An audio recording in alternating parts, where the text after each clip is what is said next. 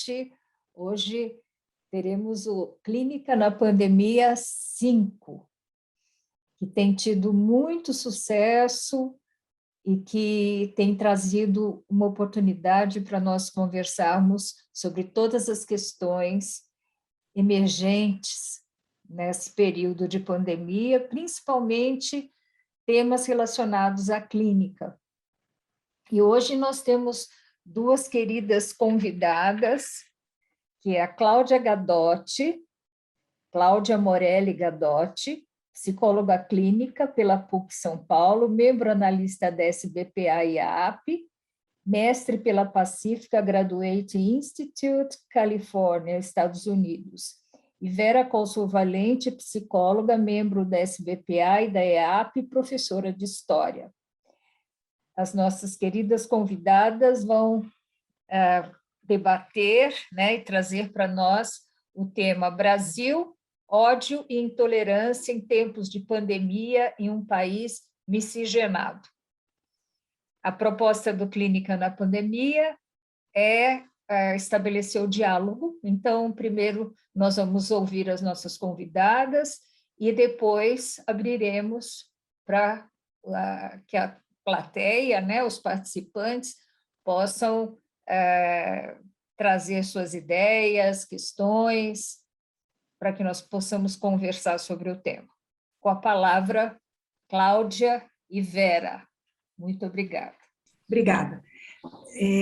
Eu e a Cláudia, nós combinamos de, antes de entrar propriamente dito no trabalho, a gente gostaria de explicar para vocês um pouco como é que a gente chegou nesse trabalho e qual foi o nosso caminho até aqui, né? Esse é o nosso último trabalho, nós publicamos, né, esse artigo no Journal Analytical, né? E é esse trabalho que nós trazemos aqui para vocês. Mas a gente começou há bastante tempo, né? Nós fizemos o curso de formação na SBPA juntas e nós terminamos defendendo monografias com o mesmo orientador, né, por acaso, né, que é o querido Taboada, né? E quando nós defendemos, eu defendi falando, a minha monografia era sobre Jung e a história, e a Cláudia sobre a questão de gênero, né? Depois você fala um pouquinho, né, sobre o feminino. E a gente decidiu fazer um grupo com Taboada para fazer discussões diversas, né? E fizemos durante alguns anos. E aí a gente começou, então, eu e Cláudia, a escrever juntas e a pensar o Brasil, né? Então, a gente vem pensando o Brasil desde 2000 e sei lá quanto, e fizemos diversos trabalhos, estamos apresentando, né, apresentamos os trabalhos em congressos, no SBPA, no congresso da IAAP, em Montreal, e chegamos a esse, né, que, na verdade, ele vem do congresso, do trabalho que a gente apresentou na IAAP, no congresso da IAAP, em Viena.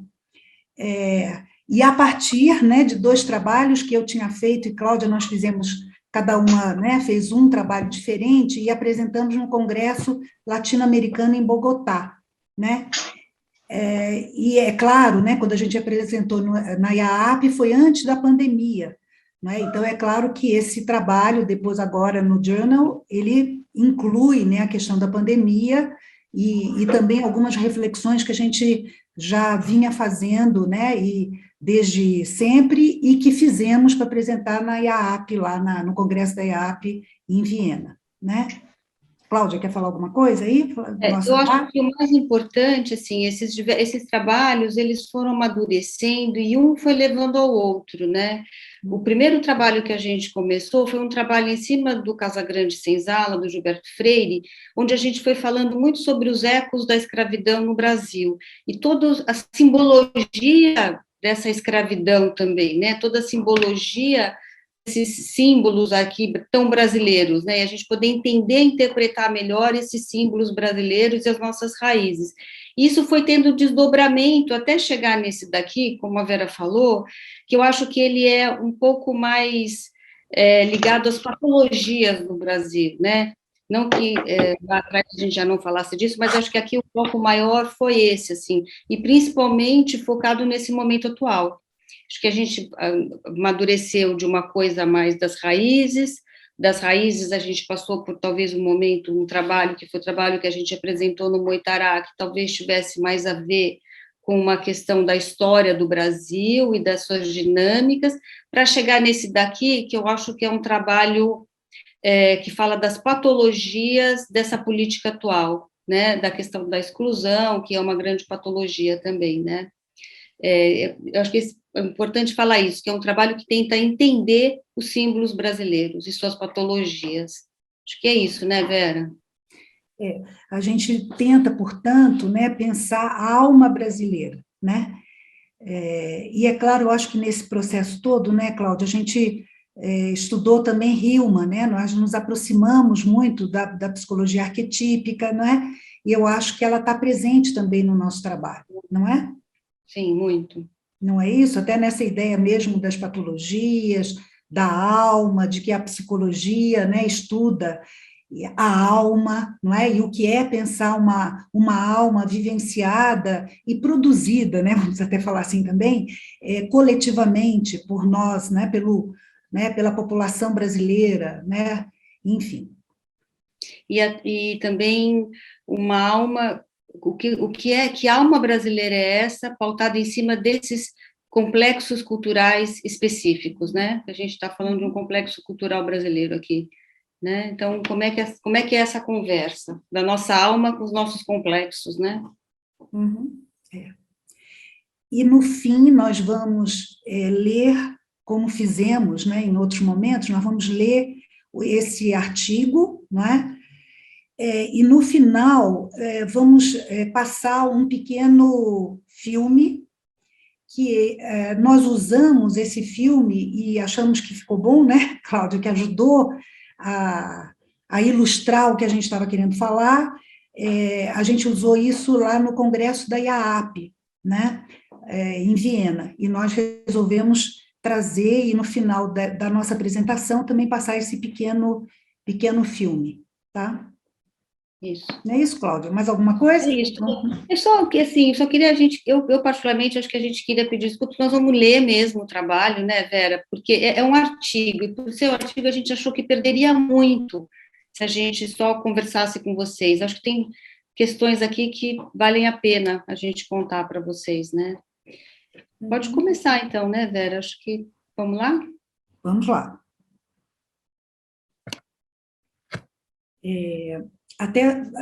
Vamos lá. O Brasil é um país mestiço, colonizado por Portugal por 400 anos, construído a partir do genocídio de milhões de índios, nossos povos originários, e a partir da escravidão de negros, cerca de 4 milhões de pessoas trazidas da África.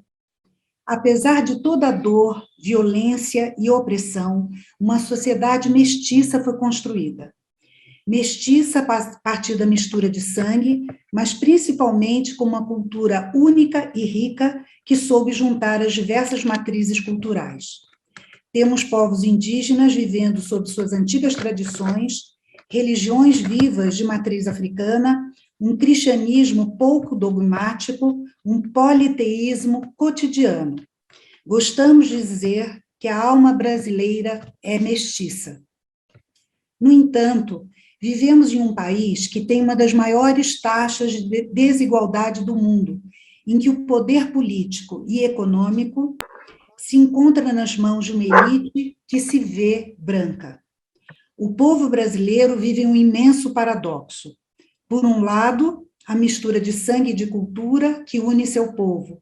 Por outro lado, uma sociedade profundamente hierarquizada e injusta que o separa. Por isso, a violência é cotidiana.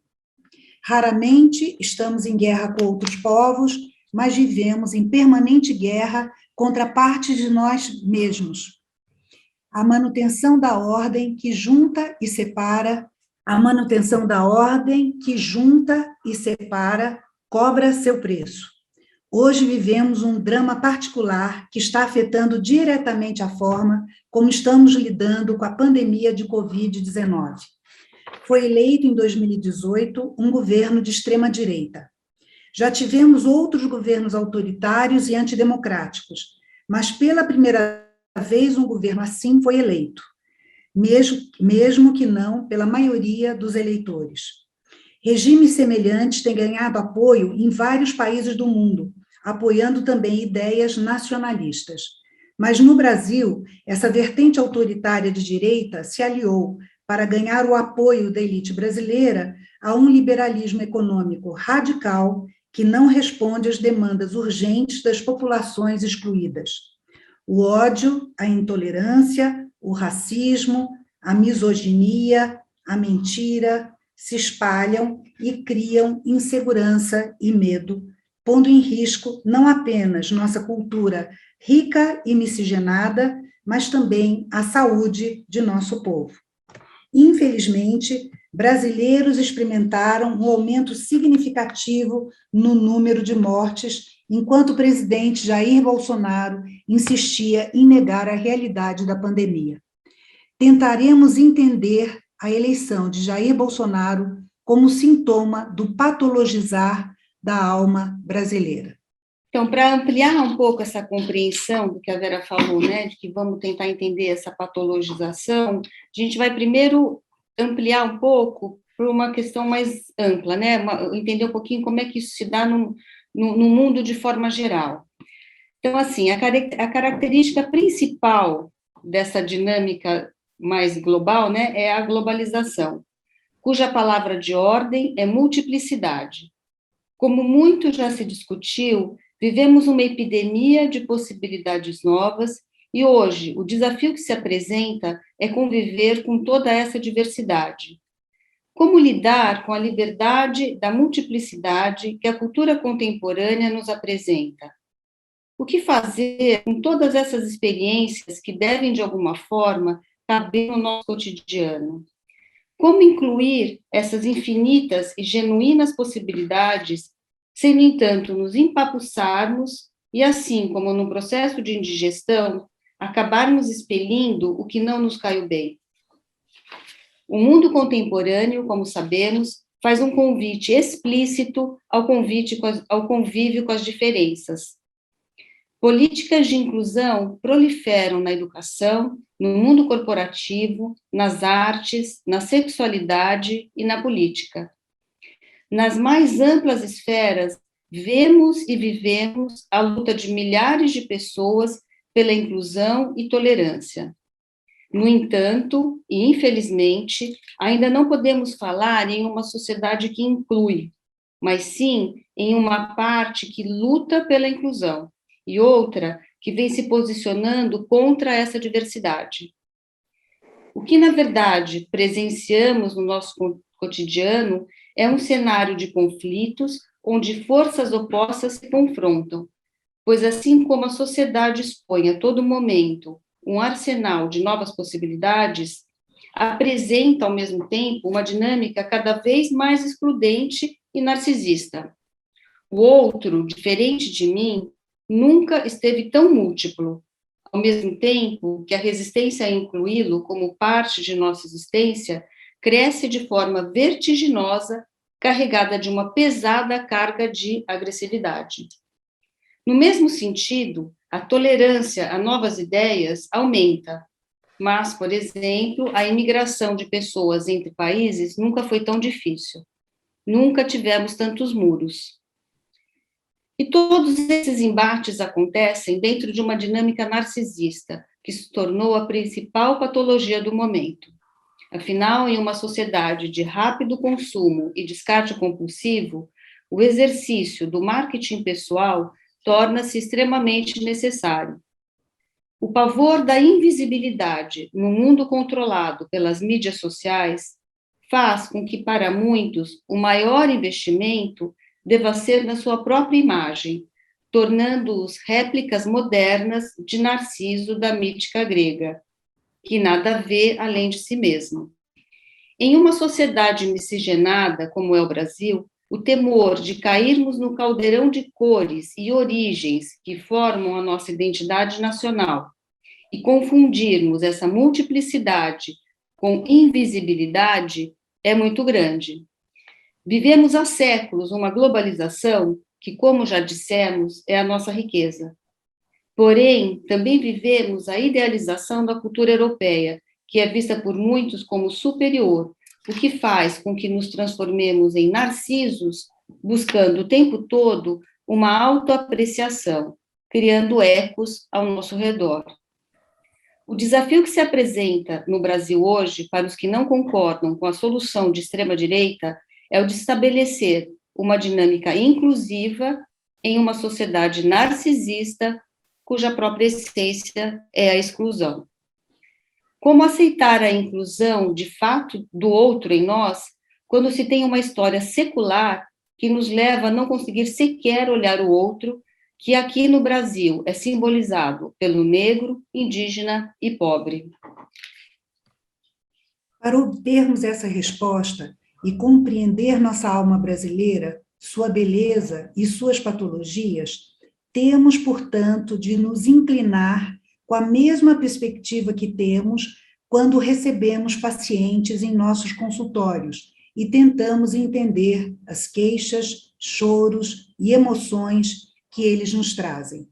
Para isso, começamos pelo estranho e pelo incompreensível, atrás do que está sendo impedido de ser vivido ou de ser dito.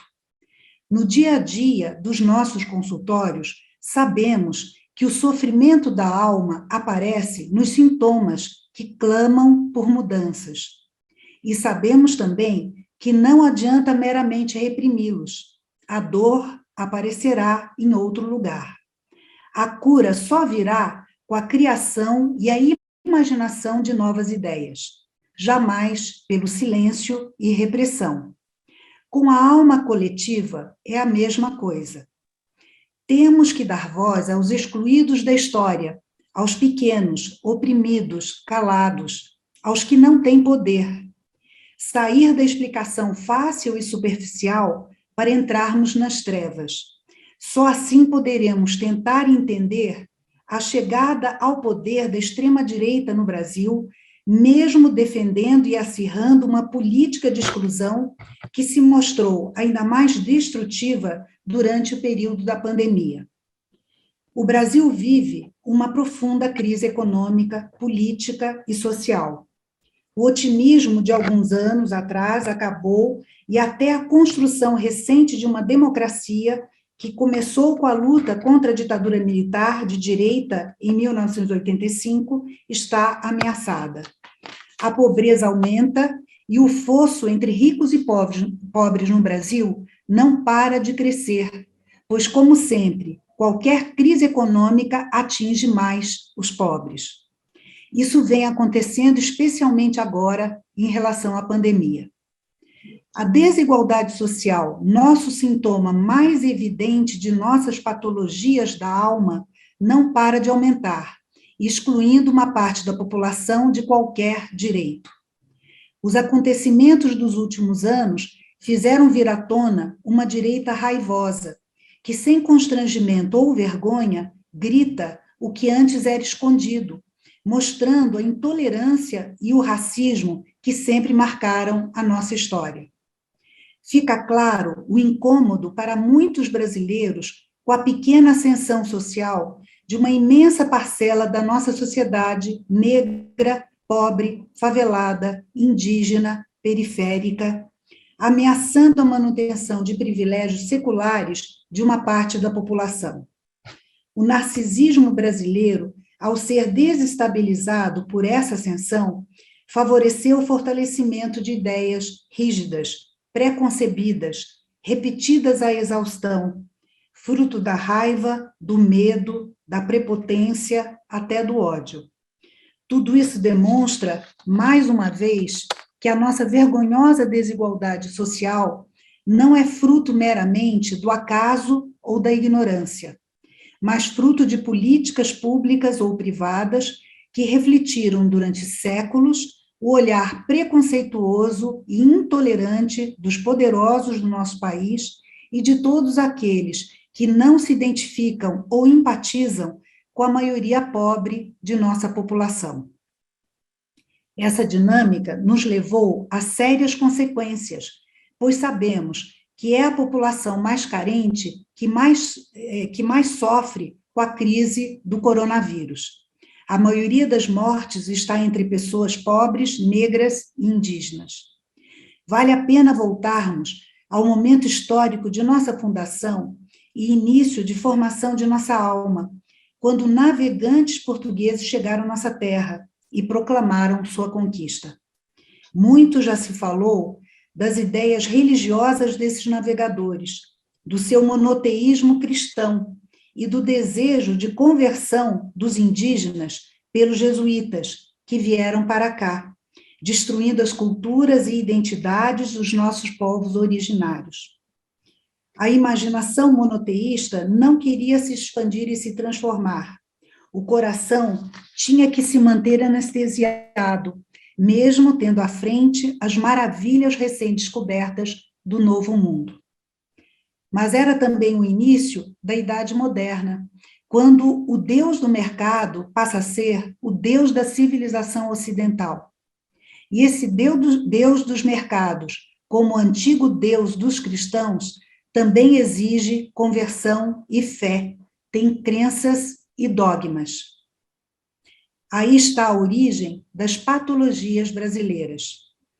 A construção do Brasil se deu através da luta por poder e riqueza a qualquer custo, e um território que, para os conquistadores, não tinha nem Deus, nem lei. O novo Deus dos mercados, então, se impôs no Brasil, através da conquista de território e da escravização de pessoas, índios ou africanos, mesmo que na Europa a escravidão já não fizesse mais sentido e o trabalho assalariado começasse a florescer. Aqui, com tanta terra disponível, os trabalhadores tinham que ser prisioneiros, obrigados a trabalhar intensivamente para seus senhores. Somos de longe o país americano que teve o maior número de pessoas escravizadas e em que a escravidão durou mais tempo. O desejo de poder e riqueza no Brasil nunca aceitou limites éticos, religiosos ou legais. Com essa escravidão violenta e cruel, transformando em escravos milhões de pessoas, começava também nossa imoral desigualdade. Consideramos que a unidade fundadora da alma brasileira e que nos marca até hoje foi a Casa Grande, habitada pelos senhores poderosos, e a senzala, a habitação dos escravos nas fazendas. Em torno dela, comunidades indígenas que tentavam sobreviver, os milhões de deserdados, os esquecidos pela história, os que nos incomodam. A alma brasileira começava a mostrar suas patologias mais significativas até hoje. Dissociação histérica e graves defesas psicopáticas que nos afastam da empatia com a dor e o sofrimento do outro, que também é parte de nós. Patologias que rejeitam o corpo mestiço brasileiro. Vem daí o profundo sentimento nacional de inferioridade, pois não aceitamos todas as partes que nos compõem. A sombra coletiva atua e a violência se alastra, tentando destruí-las sem sucesso. Resultando também na paranoia tão comum entre nós, que busca uma ordem que gere segurança, mesmo que essa ordem se imponha pela violência e destruição. Desde quando violência gera segurança? Hoje, o apoio de uma parte da população ao governo de extrema-direita de Jair Bolsonaro, ou os que clamam por uma ditadura militar, é uma declaração de guerra contra partes importantes de nós mesmos. O medo paranoico da perda de poder e riqueza sempre gerou perversidades. E a defesa narcísica se estruturou projetando nos pobres, negros, índios, nordestinos, favelados, a culpa do nosso atraso. Bolsonaro foi eleito em condições muito especiais pelo que há de mais doente em nós. Patologias coletivas geradas por essa dinâmica disfuncional impediram que o poder hegemônico no Brasil criasse novas ordens mais generosas, inclusivas e tolerantes. A falta de empatia também se fez presente durante a pandemia, pela postura e palavras do presidente. Influenciado por uma negação patológica do perigo real causado pelo vírus, Bolsonaro desfilou uma atitude perversa, tendo comportamentos perigosos, como, por exemplo, ao estimular aglomerações e insistir em não usar a máscara de proteção. Infelizmente, parte da população, estimulada por essa atitude, acredita que não há de fato a necessidade desses cuidados, colocando-nos em risco e aumentando o número de infectados. Mas sempre é bom lembrar que, por outro lado, das periferias pobres do Brasil não ecoam apenas pobreza, violência e desespero, mas outros deuses, batuques, músicas e ideias que falam de combate ao racismo, de igualdade de direitos, de uma realidade mais inclusiva e tolerante.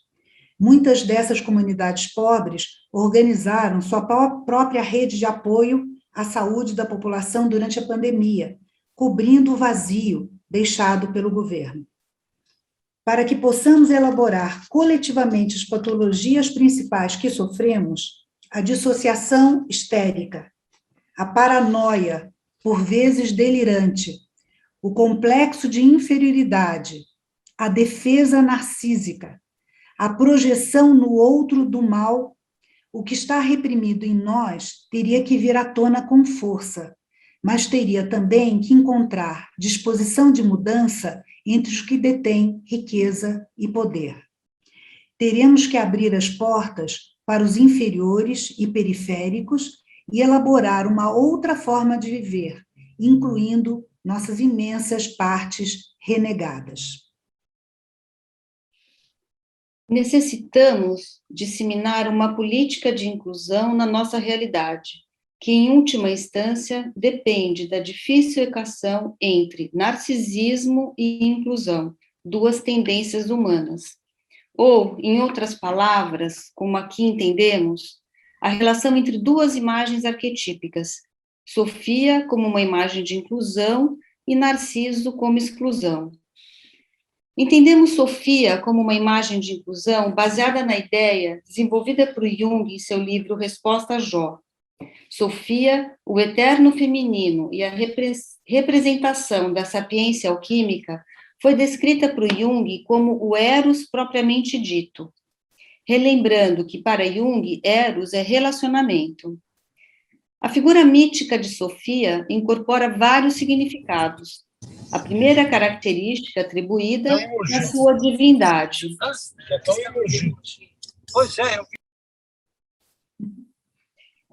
A primeira característica atribuída é a sua divindade. Ela é considerada a rainha celestial. Na tradição cristã, Sofia é uma importante protagonista no escrito da Bíblia hebraica, livro de Jó. Jung afirma que toda transformação do divino só é possível através da interferência de Sofia, da sabedoria. Ela é quem intermedia o difícil conflito entre Jeová e Jó, entre a divindade e o humano. Para Jung, Jeová é capaz de refletir e rever suas atitudes através do aconselhamento de Sofia, que traz o olhar sobre a natureza humana, sendo inclusive capaz de se identificar com Jó. Ela é a companheira de Deus e espírito como ele, mas ao mesmo tempo seu trono encontra-se na terra, portanto é também humana. É empática com o sofrimento dos homens, sendo capaz de se transformar para essa dimensão tão diferente da sua. Portanto, Sofia, através de sua capacidade empática, pode ser compreendida tendo uma função conciliatória e relacional. Sua interferência possibilita um olhar para aquele que tem uma natureza distinta de Jeová. Através de Sofia, Jeová é capaz de incluir em sua reflexão o sofrimento de Jó, tornando possível uma aproximação entre dois polos distantes. A mediação de Sofia promove a empatia e a aproximação com o sofrimento de Jó, antes tão distante da dinâmica narcísica e enfurecida de Jeová. É através dela que o outro invisível pode finalmente ser visto. Nesse sentido, entendemos que é a força arquetípica de Sofia que nos aproxima do estranho e nos permite tocar o antes intocável. No Brasil, a experiência de Sofia seria importante para que possamos lidar com essa patologia da exclusão.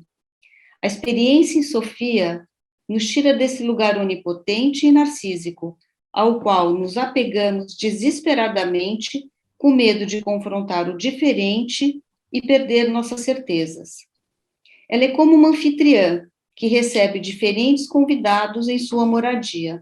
Ao nosso ver, a vivência da imagem arquetípica de Sofia é que nos possibilita incluir o incompreensível e o estranho, não apenas fora de nós, mas também dentro da nossa psique. Tarefa muitas vezes árdua e dolorosa. Mas, como sabemos, infelizmente, no mundo de egos envaidecidos e fóbicos, a dinâmica conciliatória de Sofia nem sempre está presente. Nos dias atuais, Narciso se atualiza nos relacionamentos, muitas vezes ofuscando a presença de Sofia. E como já anteriormente mencionado, no Brasil, Narciso reina soberano. Narciso e Sofia são, portanto, de naturezas completamente diferentes. Na mítica grega, Narciso não atende aos chamados de eco, ou nem mesmo a enxerga. Sofia, ao contrário, é sensível ao sofrimento de Jó e interfere a seu favor. Enquanto Narciso paralisa em frente à sua própria imagem, Sofia se movimenta através de todas as possibilidades. Ela vê e abre-se aos opostos. Narciso exclui, mas Sofia inclui. Narciso é indiferente ao outro, Sofia mobiliza a empatia. Em tempos de pandemia, Sofia se faz urgente. A dinâmica narcisista tornou-se especialmente perversa durante a crise global do coronavírus, pois testemunhamos que a saúde da população ficou em segundo plano em relação à eterna briga de poderes. Infelizmente, não é apenas a saúde que hoje afeta os brasileiros, mas também a destruição da floresta amazônica, o genocídio de pessoas negras e o constante desrespeito aos direitos das populações indígenas. No Brasil, país de tantas riquezas e diferenças, torna-se urgente que ressuscitemos essa poderosa imagem arquetípica, para que possamos incluir, aproximar e nos relacionar com importantes partes de nós mesmos que hoje estão projetadas sombriamente nos nossos irmãos negros, favelados e indígenas. É preciso salvar o Brasil dessa onda narcísica, destruidora e cruel, representada por nosso atual governo de direita, que se apossou da nossa imensa nação politeísta. Célia, você pode pôr o filme, por favor? Agora foi. Isso.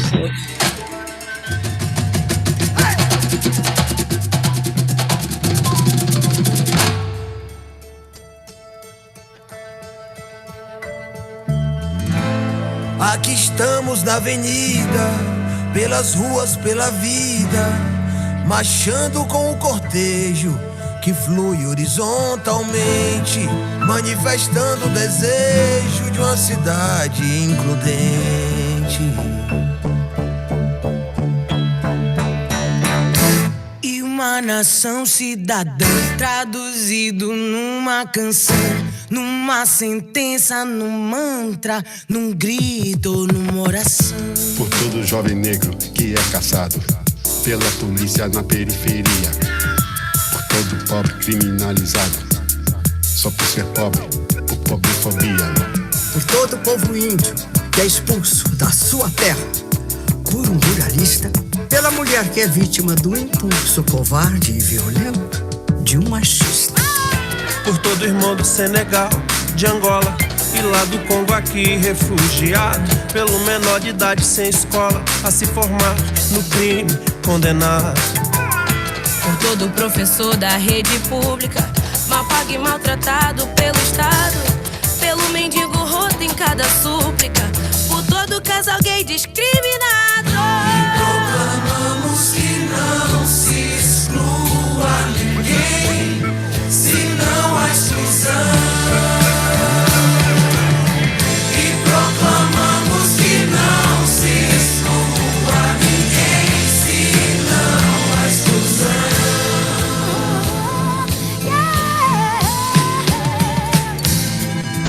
Aqui estamos nós de volta, sob o signo da revolta, por uma vida mais digna, por um mundo mais justo, com quem já não se resigna e se opõe sem nenhum susto. Há uma classe dominante, hostil à população, numa ação dignificante que nasce da indignação. Por todo homem algemado ao poste, tal qual seu ancestral postula o tronco, e o jovem que protesta até que o prostre o tiro besta de um PM bronco. Por todo morador de rua sem saída, tratado como lixo sobre a ponte, por toda a vida que foi destruída em Mariana ou no Xingu, por Belo Monte. Por toda vítima de cada enchente, de cada secadura e duradoura. Por todo escravo, o seu equivalente, pela criança que labuta na lavoura. Por todo pai ou mãe de santo atacada, por quem exclui quem crê no outro Deus.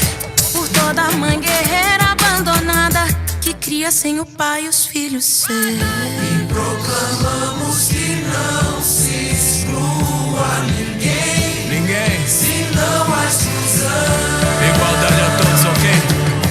E proclamamos que não se exclua ninguém, se não há exclusão. Liberdade para os nossos. Eis aqui a face escrota de um modelo que se esgota. Policiais não defendem, políticos não contentam. Uns nos agridem ou prendem, outros não nos representam. E aquele que não é Twitter e é rebelde coração, vai no Face, no Zap, Twitter e combina uma atuação. Por todo defensor da natureza e cada ambientalista ameaçado, E cada vítima de bullying indefesa, E cada transexual crucificada. E cada puta, cada travesti. E cada louco e cada craqueiro. e cada imigrante do Haiti, e cada quilombola liberadeiro. pelo trabalhador sem moradia, Pelo sem terra e pelo sem trabalho. Pelos que passam séculos ao dia em condições que cansam pra caralho. Pela empregada que batalha como, tal como no sudeste o nordestino. E a órfã sem pais hétero nem homo, E a morta num aborto clandestino. impelidos pelos ventos dos acontecimentos, louvamos os mais diversos movimentos libertários, numa cascata de versos sociais e solidários. De uma canção de protesto, qual canção de redenção? Uma canção manifesto, canção manifestação. Por todo ser humano animal, tratado com desumana e maldade. Por todo ser da mata ou vegetal, que já foi abatido ou ainda arde. Por toda a pobre mãe de um inocente, executado em noite de chacina. Por todo preso, preso injustamente, ou onde preso e preso se assassina. Pelo ativista de direitos perseguido, e o policial fudido igual quem ele algema. Pelo neguinho da favela inibido de frequentar a praia de Ipanema. E pelo pobre que na dor padece de amor, de solidão ou de doença. E as presas da opressão de toda espécie. E todo aquele em quem ninguém mais pensa. E proclamamos que não se exclua ninguém, nem nada, se não há exclusão. E proclamamos que não se exclua ninguém, se não há exclusão.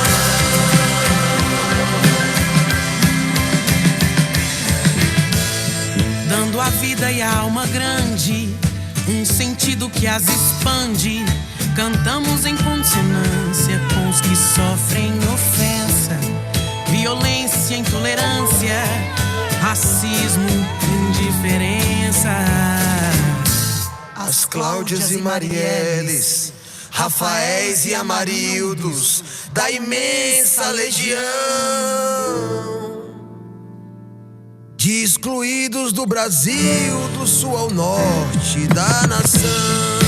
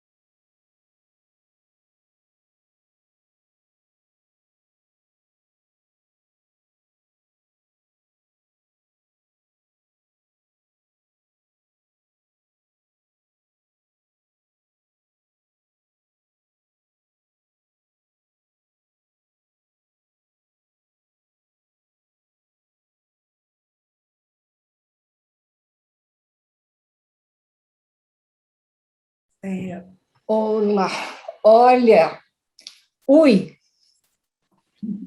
né? Ui. Esse filme, ele pega, né? Nossa, muito. Nós resolvemos trazer esse filme, eu acho que ele foi muito compartilhado, acredito que todo mundo aqui já conheça, né? Mas diante da pandemia, né? Parece tanto tempo, né? E nós optamos, né, por levar esse filme lá para Viena. Foi bem bacana, né, Cláudia? Então, Sim. por isso que a gente resolveu relembrar esse filme, né, aqui agora. Esse filme, quando a gente também apresentou no final da leitura, né, do trabalho em Viena, e eu acho que, como eram pessoas de fora do Brasil, teve um impacto muito grande. A gente pôs uma legenda, né? Teve um impacto muito forte mesmo. Acho que... Bom, enfim, eu fazia tempo que eu também não vi o filme, hoje eu vi de novo e ele me emociona muito também, acho um filme muito forte, muito... Bom, é isso, né? Nosso trabalho é isso, nossa fala. Bom, eu estou impactada, né? Eu já sabia que ia ficar impactada, e comentar as falas de vocês, é quase impossível, né? Tal grande a riqueza de tudo que foi dito, a importância de tudo que foi dito. Eu anotei algumas coisas que eu gostaria de trazer para a nossa conversa, também em relação aos conceitos, né? De psicologia analítica, porque eu achei muito rico vocês apresentarem a realidade social e política e irem alternando. Vocês duas formam uma dupla incrível, impressionante. É Chitãozinha e Chororó, né? Boa, Cláudia! Vocês são afinadíssimas, né? E assim, o que eu senti, né, quando abria mais para a realidade objetiva, a política, etc., depois vinha a amplificação simbólica, isso ia dando uma dança interessante para a nossa escuta, tá? Então, eu queria dizer isso para vocês, e um aspecto que eu achei, assim, que está permeando o trabalho de vocês, que acho muito importante, é que vocês trazem essa ideia do arquétipo, incluindo luz e sombra. Porque quando as pessoas que não conhecem a psicologia analítica, às vezes pensam no arquétipo de uma forma muito essencialista. E eu acho que vocês fazem uma apresentação que atualiza esse conceito, né? Dado que vocês trazem a sombra de Sofia também, né? E a sombra de Narciso. Então, como é que nós lidamos com todas as facetas das nossas ações, e que não é tão simples assim ser ético, ou praticar a ética, né? Porque, em nome de muitos deuses, a história da humanidade está cheia de atrocidades, né? E falamos em nome da divindade, hoje também, na realidade brasileira, para excluir, né? Para censurar. Então, essa ideia do divino atrelado ao humano o tempo todo e de nós nos conectarmos com essas duas facetas de nós mesmos. Eu achei isso, assim, a joia que, para mim, falou alto na fala de vocês. Então, a questão que eu acho que a gente poderia continuar conversando é sobre a banalização do mal que está acontecendo no Brasil, a transformação necessária da nossa postura em relação àquilo que aparece como tolerável, né? E que não é tolerável. A gente começa a tratar como natural o que não é natural. E o que tudo isso significa? Vocês levantaram algumas patologias que eu achei, assim, muito importante. Ontem mesmo eu dei uma aula sobre violência, Eros, Poder e Violência, no SEDES. E eu trouxe muito essa questão narcísica, porque eu falei do caso Henry, e de quanto essa mãe ficou cega por seu narcisismo, né, de ter ascendido socialmente, enquanto o companheiro é um psicopata, né, e ela foi totalmente levada pela ação dele. Então, agora já o parecer da promotoria é de que houve prazer no sadismo que matou o menino. Então, é alguma coisa muito grave, né, que nós assistimos o tempo todo aqui na mídia e somos confrontados e temos que nos posicionar. Então, eu gostaria que vocês pudessem agora, todos que assistiram, né, a fala, porque foi muito impactante para mim, acho que deve ter sido impactante para todos, falassem o que vocês sentiram e a gente pudesse trocar ideias. Essa é a proposta do Clínica na Pandemia. A não ser que a Vera ou a Cláudia queiram falar alguma coisa sobre o que eu falei. Quer falar, Cláudia? Deixamos para as pessoas, a gente vai falando junto, né? Se puder, não sei, minha tendência é dizer, se mais gente quiser falar, a gente poderia juntar, o que vocês acham? Ou não, Cláudia, você quer falar? Sim. Não, acho que acho legal, eu queria ouvir o que as pessoas também, como que as pessoas foram impactadas, o que pega, porque é muito difícil, a gente está falando de coisas muito dissociadas mesmo, né? A gente está vivendo uma dinâmica muito psicopática mesmo, então acho que como é que isso pega para cada um. Mas eu queria fazer só um comentário sobre o que você falou, Célia, que é essa questão da banalização do mal, né?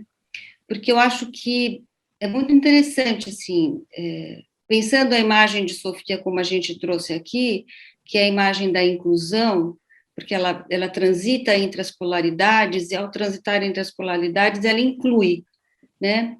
Mas se a gente pensar, como você mesmo falou, a própria imagem de Sofia na sua sombra, ela é uma imagem de uma banalização do mal, né? Porque se eu posso incluir tudo, eu incluo o mal também, né? Se eu tolero tudo, se eu aceito tudo, se eu transito entre todos os opostos, qual é o limite disso? Né? Qual é o limite? Até onde eu posso aceitar? Né? Então, ela beira a banalização do mal, sim, eu acho. Não é? Dizer, a convivência, para né? mim, pelo menos, essa grande equação, né? Eu entendi assim também, quer dizer, a questão da tolerância, que tolerância não é tolerar tudo, né? E a possibilidade, como discurso da tolerância também, nós estamos nos aliando e fazendo conivência com o intolerável, né? E acho que essas questões são muito presentes, né? Porque quando nós falamos em alianças políticas, né? Quem se junta com quem, o que a gente pode suportar, né? O que a nossa ética pessoal pode suportar. Exato. Quem quiser falar, liga o microfone. Deixa eu só dar uma incluída em duas questões que eu acho que talvez seja importante. Uma é chamar a atenção, que a gente tenta, e eu falo, né, a parte que eu li, né, eu e Cláudia colocamos essa questão que a gente tenta se debruçar sobre o Brasil, né, como se a gente estivesse no nosso consultório, né? Então, a gente tenta olhar o Brasil pelo sintoma, né, que aparece, né, pela dor, pelo que está excluído, pelo que está inconsciente, não é? Por isso que esse filminho final, ele fala sobre isso, né? Quer dizer, aparece exatamente aquilo que não é visto, né? Ou que é visto como menor, né? Para onde muitas vezes a projeção do mal, né, ocorre, né? E que o que a gente também tenta falar é que, usando esse termo banalidade do mal, né, mesmo sabendo, claro, que esse termo surge muito né, na questão do nazismo, né, muito tentando entender aquele momento, mas eu acho que certamente a gente pode falar de banalidade do mal ao falar da história brasileira, né? Por isso que a gente volta lá atrás, né? Então, a história brasileira, como muitas outras, por falar nisso, né? Mas, enfim, a história brasileira que nos interessa, ela né, a banalidade do mal está desde o começo, né? Quer dizer, como vai ser feita a colonização, a escravidão, né? Numa época em que a escravidão já não era mais aceita na Europa, mas aqui sim, ela continuou até 88, né? Então, a questão do enriquecimento a qualquer custo, que obviamente nos explica a corrupção, não é? Enfim, as muitas formas de corrupção, porque é a qualquer custo, né? Vamos enriquecer de qualquer jeito, né? Então, toda essa enfim, coisas que, digamos, uma banalidade do mal que vem desde sempre, não é? E que muitas vezes barbaridades são faladas como se fossem as coisas mais naturais do mundo, não é? Então, enfim, é isso. Deixa eu complementar uma coisa, assim, contar um pouquinho também. A gente contou para vocês a nossa trajetória, né? De que a gente começou estudando Casagrande Senzala e tal.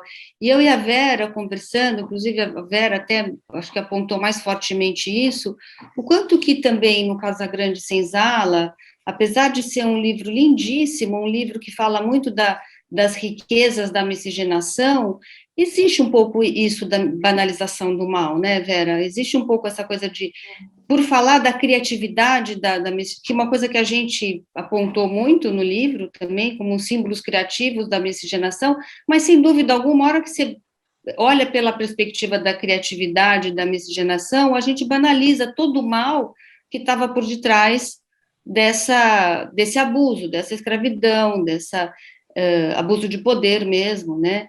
Dessa apropriação do outro, né? O quanto que a miscigenação, na sua riqueza, ela está imbuída de muito mal, né? De muita maldade mesmo, né?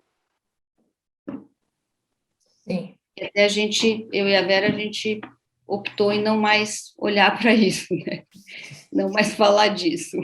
Uhum.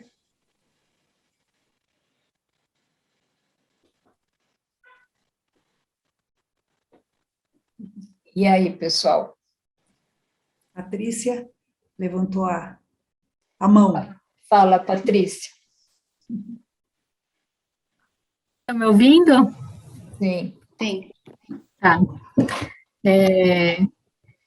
Foi muito provocativa a fala de vocês, né? Acho que tem tudo a ver com o momento que a gente está vivendo realmente, né? Triste, desolador, muitas vezes, né?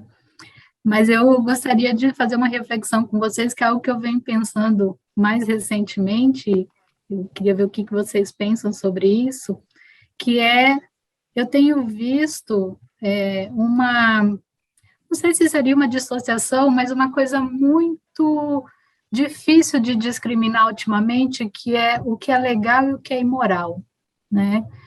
Eu tenho visto uma apropriação de legalidade, né, para coisas extremamente imorais, né? Eu vou falar com relação à questão da natureza, por exemplo, da preservação. Eu moro em Rondônia, né, vivo aqui na Amazônia, e o quanto a gente vê processos, sejam de legalizações, né, de exploração da madeira, seja de legalização de produção agrícola, mas que é imoral diante daquilo que a gente sabe que precisa ser respeitado para que a gente tenha uma convivência com a natureza possível, né? Então, eu estou falando da natureza porque é o que está mais gritante aí, né? Mas isso também, o trabalho na área da saúde, isso a gente tem visto ultimamente de forma aterrorizadora, que é essa também apropriação de uma coisa legal, mas extremamente imoral dentro dos serviços de saúde também. Então, queria, assim, como é que a gente pensa, como é que a gente vê, né? Acho que você trouxe aí a questão, né, da Sofia, de inclusão, Cláudia, eu acho isso muito bacana, mas eu fico pensando quem a gente convoca para nos ajudar a pensar, né, nas possibilidades de lidar com isso. Por exemplo, uma situação que tem acontecido hoje aqui na região foi muito explorada a questão da agropecuária, por exemplo, né, exploração de terra para a criação de gado. Hoje está mudando, né? Grandes frigoríficos estão fechando. Qual é a estratégia hoje? A estratégia hoje é derrubar o máximo de matas e a estratégia é se apropriar de pessoas que já se apossaram de terra para a produção de soja, né? Então, eles nem adquirem mais terra, eles se apropriam de quem já está na terra para poder usufruir, né, esse bem, adquirir riqueza, mas não deixar nada para esses locais, essas regiões, né? Então, acho que essa questão de apropriação legal e ilegal é uma questão aí que está, pelo menos eu trago aqui, eu queria refletir com vocês também nisso. Os dois grifos são patologias, né? Desde que essa palavra foi mencionada, o caixa aqui começou a fazer, as fichas estão caindo e algumas patologias foram mencionadas aí, outras foram lembradas aqui. Acabei de escrever um texto que será publicado sobre o caso do menino Henry, que você mencionou. Nossa! E que aborda a patologia em questão por uma via que nem sempre é lembrada por nós, mas que é da maior importância no acervo teórico da psicologia, o conceito de duplo vínculo. Né? Mas não vou esmiuçar isso nesse momento. E o segundo grifo que eu queria fazer é algo que a Célia mencionou, o tolerar o intolerável. Eu gostaria tanto que a gente focalizasse isso com bastante ênfase hoje, seria um grande proveito para nós, eu acredito. Pronto. Obrigada, Alberto. Então, vamos comentar, Cláudia e Vera? Posso começar, Cláudia? Começa, Vera. Uhum. Em cima do que Patrícia tinha colocado. Patrícia, bom te ver por aqui. Gente, porque a lei não quer dizer que uma lei seja algo passível de ser tolerado, né, por nós, não é? Claro. Ou porque a lei é bom, não é? Ou é bom para todo mundo, né? Eu acho que as leis, elas refletem uma correlação de força, não é isso? Num determinado momento, num determinado lugar, né? Então, é claro que é importante que elas existam, né? Porque é em cima dela que a vida flui, né? Enfim, e até é bom que elas existam, até para serem combatidas, eventualmente, se for o caso, né? Mas é isso, né? Quer dizer, temos leis que refletem um determinado momento político, né? Um determinado congresso que faz essas leis, não é? Então, a gente sabe que a nossa Constituição de 88, talvez hoje ela não seria como ela é, né? Então, ela foi feita em cima de uma correlação de forças naquele momento, a partir de toda a luta contra a ditadura, né? Então, né, quando se falava na época, né, uma Constituição cidadã, porque, de fato, ela refletiu algumas questões importantes, como, por exemplo, a construção de um SUS, né, de uma saúde para todos, né, coisa que não era até então, né? E ela refletiu aquele momento. E a gente sabe que a Constituição de 88, de tempos para cá, né, há toda uma tentativa de modificá-la, né, tirando de dentro dela coisas que na correlação de força atual já não deveriam estar, né, segundo pessoas, né, e isso se acelerou muito agora com a extrema-direita no poder, não é? E uma série de novas leis estão sendo feitas, né? E elas, muitas delas, realmente absolutamente imorais, né? Se a gente pensar na população brasileira e nessa desigualdade, né? Que a gente considera um dos, não é? Enfim, um sintoma, não é? Importante dessa patologia, né? E quando você fala, né, Patrícia, sobre plantar soja na Amazônia, é um escândalo, né? Não é isso? Derrubar a mata para plantar soja, né? Uma monocultura, né? Enfim, mas né? Ou a destruição do SUS, né? Que a gente, por acaso, andou conversando sobre isso, né, Patrícia? Sobre a destruição do SUS por dentro, né? E que não é só do SUS, é todos os organismos, né? Que estão sendo destruídos por dentro, né, nos últimos, né, até se fala, não é possível, né, que o Bolsonaro seja reeleito, né, porque mais 4 anos é uma destruição do Brasil absoluto, né, é uma coisa impressionante, né. Eu vou complementar até pegando um pouco a fala do Alberto, porque eu fiquei pensando um pouco, eu fiquei me perguntando aqui se muitas vezes leis como essas, né, e as leis não são feitas justamente para a gente poder tolerar o intolerável, porque na hora que você cria uma lei, é isso que você está fazendo, né, você está comunicando à população que devemos tolerar aquilo que não deve ser tolerado, né, que como a Vera falou, que é, né, um absurdo, como assim, vamos plantar soja, né, na Amazônia, quer dizer, tem uma coisa aí que é intolerável e, de repente, vamos tornar isso institucional, legal e possível, né, eu sinto um pouco que o que a gente vai fazendo, no nosso trabalho anterior, desculpa, agora eu me distraí um pouco, mas no nosso trabalho anterior, eu lembrei de uma coisa, a gente falava muito dessa dinâmica brasileira que é para os meus amigos tudo, para os meus inimigos nada, né? Essa fala como brasileira faço, não sei se é bem assim, mas a ideia é essa, né? Meus inimigos a lei. Meus inimigos, isso, perfeito, meus inimigos a lei, exatamente, quer dizer, eu vou criando leis para tornar a minha dissociação psicopática possível também, porque eu acho que é um pouco isso, né? O que a gente está vendo é toda uma não conversa, uma não escuta ao que tem uma demanda, né?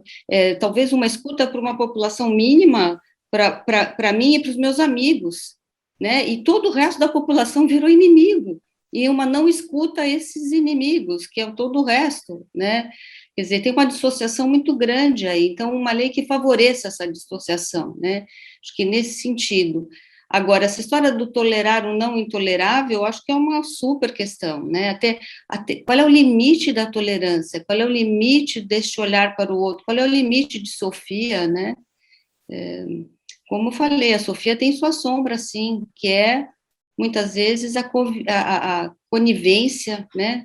Conivência com o mal, né? A aceitação do mal, fazer esse pacto com o mal. Sim.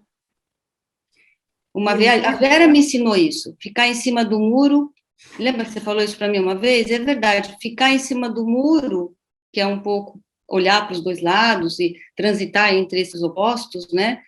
Muitas vezes é maligno, né? É nocivo. Sim.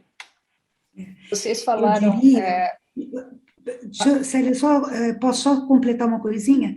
Que eu acho que o problema que nós vivemos é exatamente porque nós estamos sendo obrigados a tolerar o intolerável, e isso nos adoece, não é isso? E acho que essa é a questão, né? Só isso, Célia. Eu só ia comentar que vocês mencionaram também o medo, né? E o medo é um grande instrumento de manipulação, né? Estimular o medo, né? E o medo, ele se opõe a qualquer desejo de conexão com o diverso, né? Porque nós tememos o estranho, Nós tememos aquilo que nós não conhecemos, né? Então, insuflar o medo é também insuflar a não tolerância à diversidade. Sim. Né? E acho que, para nós, quer dizer, analistas, né, pensarmos o que acontece hoje, né, nos nossos consultórios em relação aos clientes nesse período de pandemia. Eu queria trazer isso também, no sentido de que as pessoas vivem uma insegurança muito grande, né? Foram várias, eu coloco como várias fases de insegurança, porque nós temos uma pandemia e nós temos um caos político no Brasil. Nós temos as duas situações que são situações desestruturantes, né? Essa imprevisibilidade, o que vai acontecer amanhã, está na pandemia e está também na realidade política. Não é assim? Então, eu acho que esse tema que vocês estão trazendo e a questão do medo que está inerente a isso tudo é muito importante. A gente precisa falar do medo. Porque nós estamos precisando de coragem, né?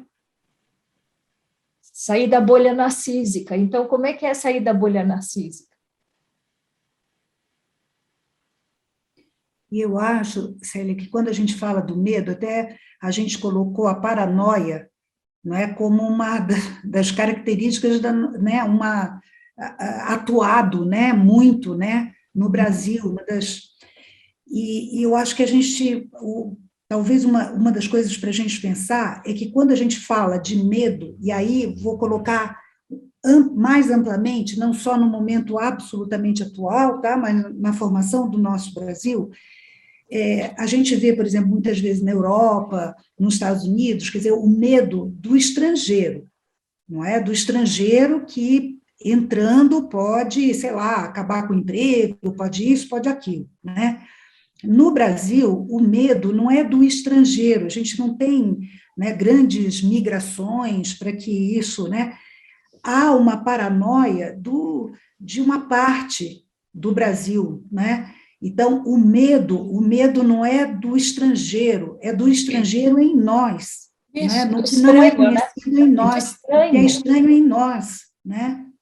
E é claro que nesse momento atual, com a pandemia, acirrando os medos, não é claro, né? E o governo de extrema-direita acirrando o medo, precipitando uma crise política, e também vivemos uma crise econômica, né, cada vez maior, quer dizer, como é que essa paranoia se dá, não é? Como é que ela é alimentada por tudo isso, né? Paranoia que vem de lá de trás, né? Eu vou complementar um pouco o que a gente falou aqui no texto, inclusive, né?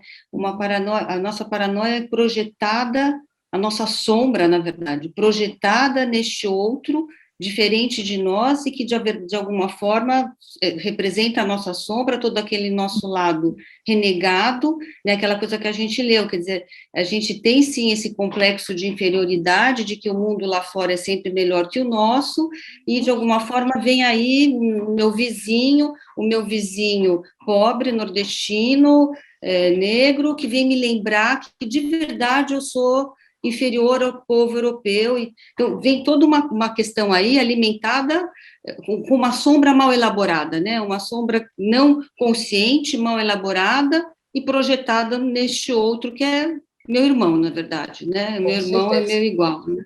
Com certeza. E aí eu acho que você falou essa coisa, né? A gente não pode esquecer que a bolha narcísica é uma grande defesa, na verdade, né? Acho que essa é a questão. A gente está se sentindo o tempo inteiro, deixa eu ficar quietinha aqui na minha bolha narcísica, que este mundo não me ameaça, né? É isso, né? Sim, a gente não pode esquecer disso.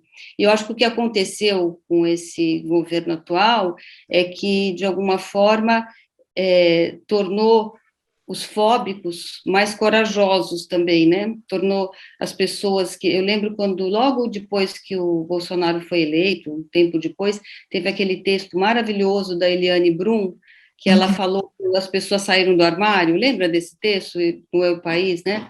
que as pessoas saíram do armário, era um pouco isso, né? De repente, um convite para todo mundo poder mostrar as caras e falar, não quero você aqui, poder mostrar sua cara machista, sua cara retrógrada, sua cara intolerante, sua cara preconceituosa, racista, sei lá.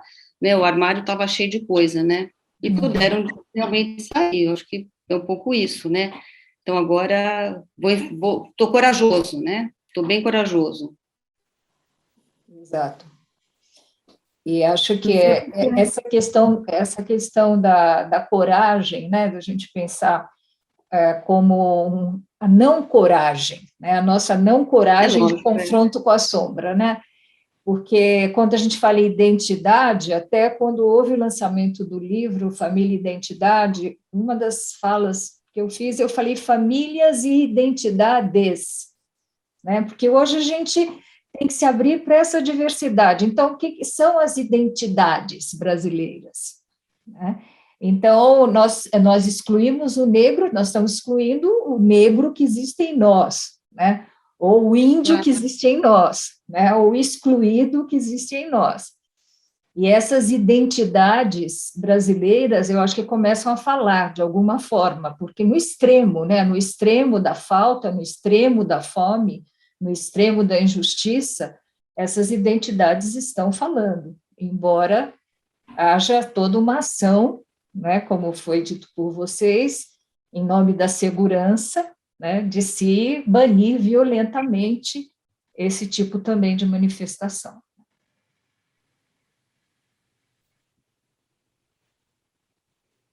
Eu fiquei pensando aqui, sério, que você falou, né, da questão da coragem. Eu vejo que é a coragem de mãos dadas com a sabedoria, né? Porque a questão do medo foi manipulado, né? De uma coragem também muito desorientada e inconsciente, né? Sair nas manifestações sem máscara, como um ato de coragem de que eu não tenho medo da pandemia, né? Então, eu acho que a gente precisa de uma coragem, mas de mãos dadas com uma sabedoria, né? Sim. Porque a gente precisa considerar um contexto, né?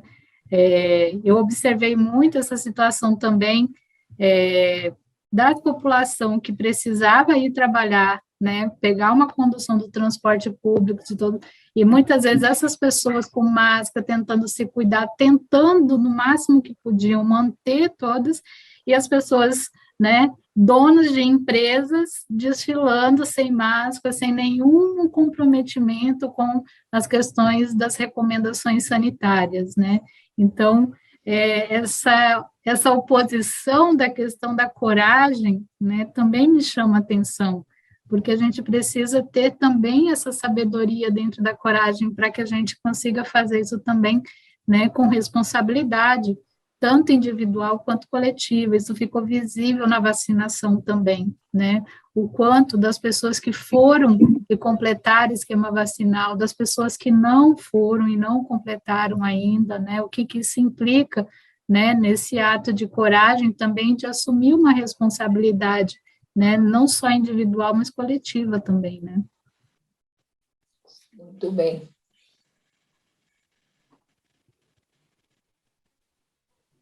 Alguém mais gostaria de comentar ou colocar alguma questão?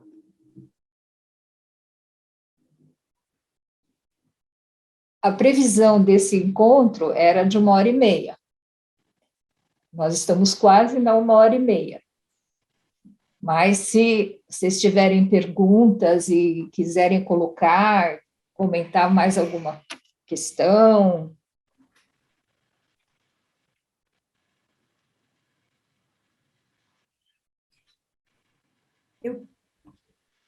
Fala, Vera. Não, a Karina levantou a mão. Eu não vi, Karina. Eu ia falar também, mas deixa a Karina falar. Karina. Eu fiquei pensando aqui, né, nessa questão de intolerar o intolerável, o quanto isso também, e essas leis, né, que são construídas para deixar legalmente algo que não é tolerável, de certa forma, eu fiquei pensando também no contrário disso, né? O quanto as leis aí nesse momento também passam a não valer mais, né? Passam a não... As leis que são viáveis, e que são legais, e que são éticas, né? Passam a não ser também respeitadas, né? Em sua maioria. Fiquei pensando um pouco nisso também. Um excelente exemplo disso é a mineração, por exemplo, nas terras em Yanomamis, não é? Aquelas imagens horrorosas, né? De mineração e tudo bem, né? Eles acabaram com os fiscais, não tem mais fiscal, não é? E somos obrigados a conviver com isso, né? É que eu queria só também colocar mais uma questão, que no texto a gente falou um pouco dessa alma brasileira mestiça, né? Quer dizer, o que a gente está querendo dizer é que em todas, mesmo que as pessoas sejam recém-chegadas, os brasileiros, né, sejam recém-chegados da Europa, ou puros, né, descendentes de alemães, de italianos, ou sei lá do quê, a alma, a psique, né, é mestiça, é misturado, né?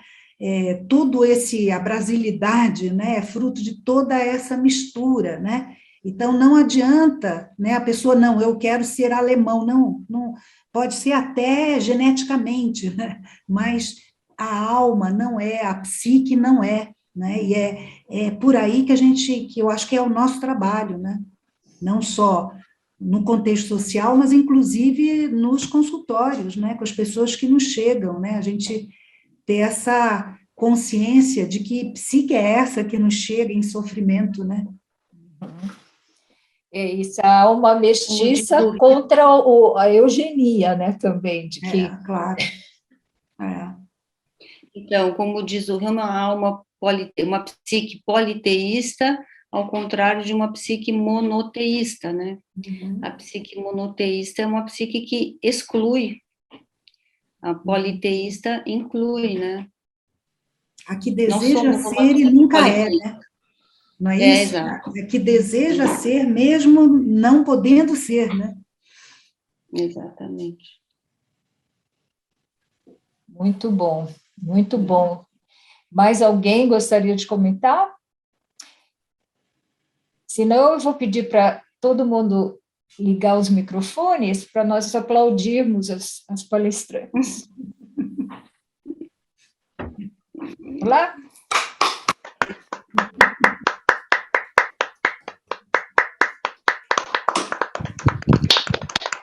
Agradecer imensamente as palestrantes, a Cláudia e a Vera, e a todos que vieram. As falas foram todas muito importantes. Bom, assim, vai reverberar com certeza esse texto de vocês, esse artigo vai reverberar bastante ainda. Nós vamos comentar, falar, discutir em diferentes frentes, com certeza, esse tema. Eu queria parabenizar a Vera e a Cláudia pela publicação do artigo, tão importante, né? Eu acho que foi um ato até de coragem, sabe? Quando eu li, eu acho que foi um ato até de coragem, sim. Porque o journal é muito exigente. O journal, qualquer coisa, qualquer detalhe é motivo para eles não publicarem. Então, eles publicaram, e vocês estão falando do governo brasileiro no texto, vocês estão pondo tudo lá, e mais um pouco, né? Deve ter desengasgado todas as frustrações, né, dos últimos anos escrever esse artigo juntas, né? Foi. Para nós foi desengasgar ler, né? Nós pudemos pôr para fora também toda a nossa frustração, nosso sofrimento, né? Nossa angústia, impotência durante esse tempo, né? Mas para tomar fôlego de novo, né? Então, a gente dá uma levantada e vamos ao próximo mergulho. Mas eu acho que eles terem aceitado o artigo e publicado me deu pelo menos uma esperança, porque eu acho que tem um interesse muito grande deles. Agora a gente viu a visita do Bolsonaro para fora, tal, como é que também ele está sendo desenvolvido, né? Acho que tem um interesse muito grande em saber o que está acontecendo aqui, em denunciar também, né? Sim, um posicionamento político do jornal, né? Não deixa de ser. Posicionamento político do jornal. Exatamente, eu achei muito Bem legal. bacana. Mas eu queria agradecer, Célia, o convite, super legal, muito obrigada por ter convidado a gente, obrigada a todo mundo por ter vindo, hoje um dia de feriado, muito legal, obrigada. Obrigada, Eu que Célia, agradeço. e a todos que estão aqui, tá bom? E o melhor de tudo, eu acho que é o encontro. Esse encontro, para mim, é terapêutico. Eu saio daqui sempre com a alma aquecida. Tá bom? Muito obrigada, gente. Obrigada, Célia. Eu posso Tchau, gente. tirar do ar? Obrigada. Um abraço para todo Obrigada. mundo. Obrigada, Cláudia. Tchau. Obrigada, Vera. Tchau.